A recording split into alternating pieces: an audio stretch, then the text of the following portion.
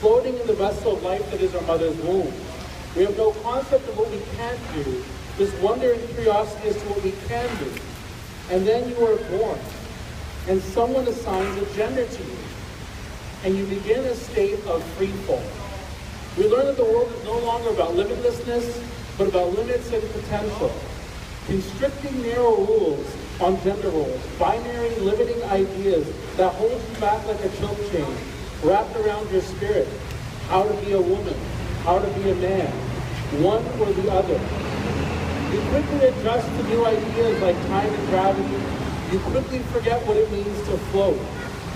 But as this free fall begins, you're expected to rise. Girls have to grow up faster than boys because they have to. Sometimes it's a matter of survival. Meanwhile, the pressure to be a real man for men and boys also starts early. Sometimes it's a matter of status or value. Girls tippy-toe around fragile ideas of boys' own self-identity and learn to build for the rest of their lives. Ask yourself, for our young men today, is growing up an ascent or a descent into manhood? Superhero or zero? There are no in-betweens. You have to be the solution. You have to be the answer, not the problem. Power, domination, control. You are the man or you are nobody. So much of what we do as men and young men is informed by a need to assert and prove that we are the alpha male. A fear of vulnerability and pressure to be in control informs everything we do as men. The formula for manhood becomes prove you're not a woman. The formula for manhood becomes prove you're not a woman. This is the root cause. Shame. This is the root cause of the oppression that women and girls face. This is the ladder that we climb as men and boys.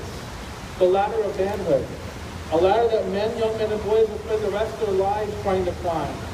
Trying to achieve an impossible standard of manhood. And on that ladder, women and girls become the rungs on the ladder. Women and girls are the stepping stones on that ladder.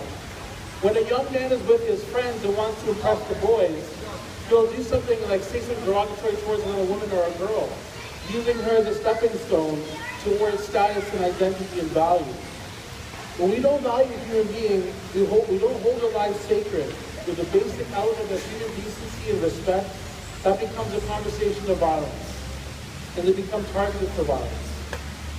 Loretta Saunders was an Indigenous student in Halifax, Nova Scotia, researching the circle of violence, taking the lives of over 1,000 and missing Aboriginal women and girls across this country.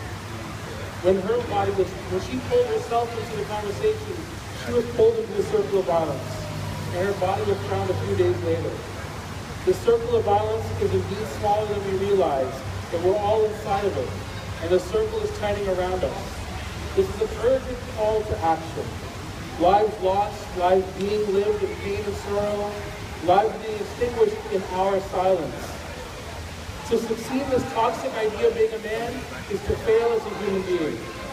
We need more positive maps to manhood, so we can catch our young men in that state of free fall before they reach the point of no return. We need more living maps to manhood, more guides for how to do it right.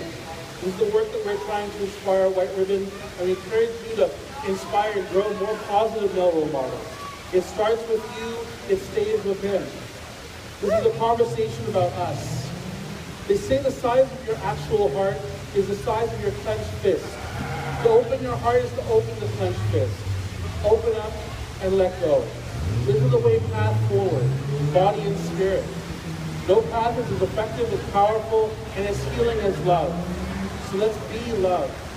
And let's return to a place where we all can flow. Thank you so much, and thank you for the work that you're doing here today. I really appreciate it.